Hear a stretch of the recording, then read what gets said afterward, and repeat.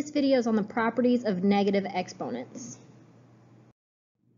So we're going to do some quick fill-in-the-blank notes first. When an exponent is a negative number, we can think of it as taking the inverse. Now, the inverse means the opposite. And so when we have a negative exponent, as in x to the negative nth power in this example, we flip it into 1 over x to the nth power. We make it into a fraction. We take the exponent and we flip it into a fraction.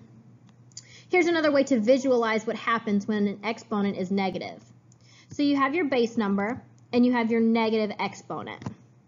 For example, I'm going to do 4 to the negative second power. We would then flip it with a 1 on top,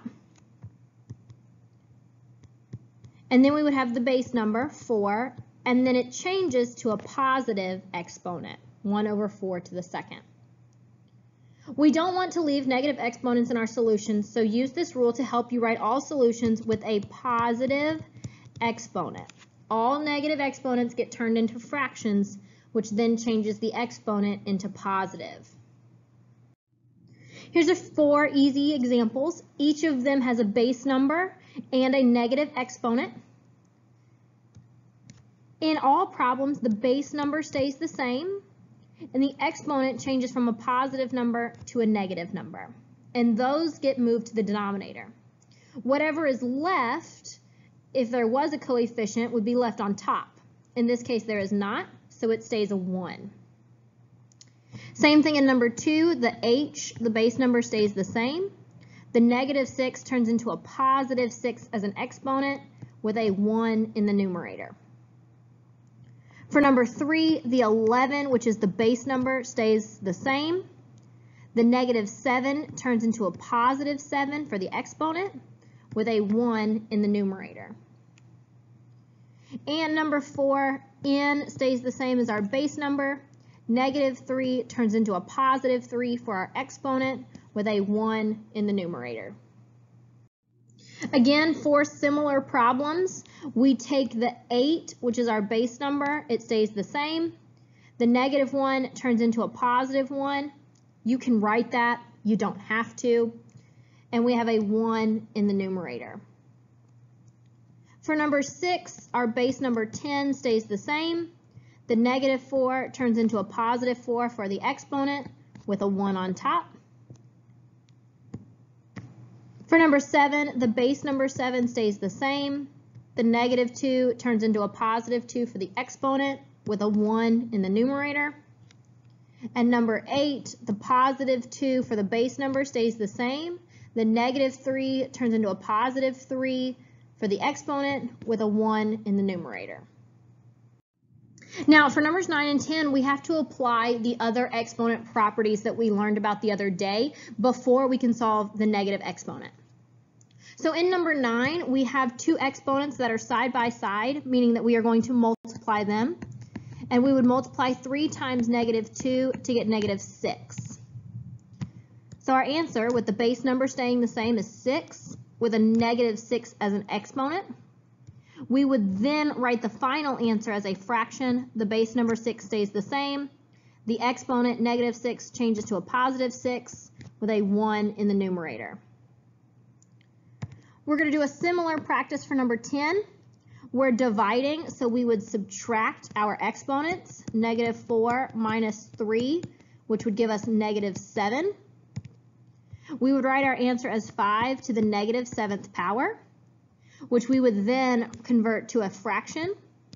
The 5, which is the base number, stays the same, and the negative 7 turns into a positive 7 with a 1 in the numerator.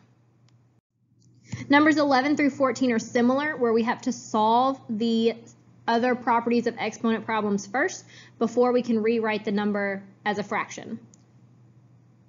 Starting with number 11, we're multiplying, so we would add the exponents. 1 plus negative 6 would give us a negative 5 for the exponent.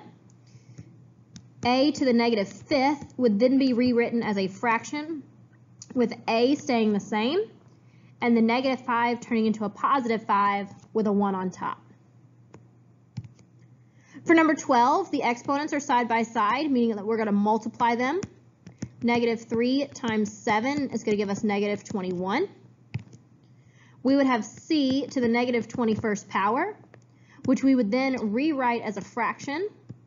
C, the base number, stays the same with the positive 21 on top as the exponent and a 1 in the numerator. Number 13 has multiple steps. We start with the largest section first. That would be the top. We're multiplying, so we add the exponents. 1 plus 2 is going to give us 3. Rewriting the problem, we have 3 to the 3rd power on the top and 3 to the 5th power on the bottom. We can then subtract the exponents. 3 minus 5 is negative 2. So our answer would be 3 to the negative 2nd power, which we then write as a fraction with 3 as our base number. Negative 2 is rewritten as a positive 2 and a 1 in the numerator. Number 14 is also a multi-step problem. We start with the division side, which is a subtraction problem. We would subtract 4 minus negative 8, which would end up giving us a positive 12. To rewrite the problem, we have 4 to the 12th power times 4 to the negative 14th power. We're multiplying, so we would add the exponents, 12 plus negative 14, which would give us negative 2.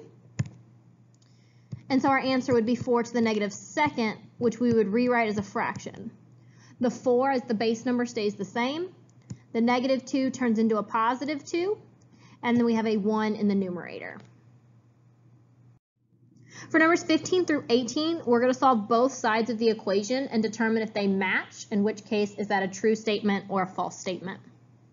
So for number 15, we are multiplying, so we're going to add the exponents, negative 7 plus 2, which would give us negative 5, meaning we have an answer of z to the negative 5th power.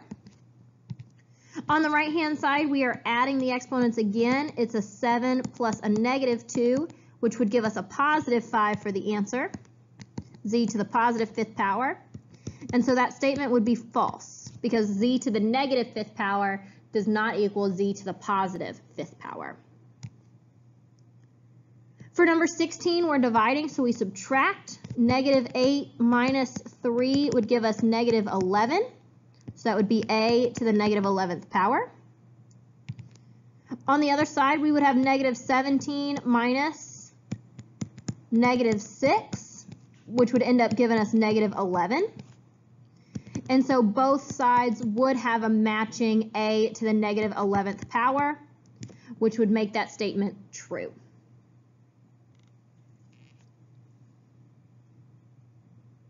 For number 17, we start with the division problem, which is negative 6 minus 2, which would give us a negative 8. So we have 8 to the negative 8th power. On the other side, we have two exponents, negative 4 and 2 side by side, which means we're going to multiply. Negative 4 times negative 2 would give us a positive 8. 8 to the negative 8th power does not equal 8 to the positive 8th power, and so that statement is false. And for number 18, it is the largest section. We're starting with the top, b to the 1st power times b to the 4th power. We would add those exponents. 1 plus 4 is 5. Rewriting the problem as b to the 5th power over b to the 10th power equals b to the 5th power raised to the negative 1st. We would then subtract the exponents 5 and 10, which would give us a negative 5.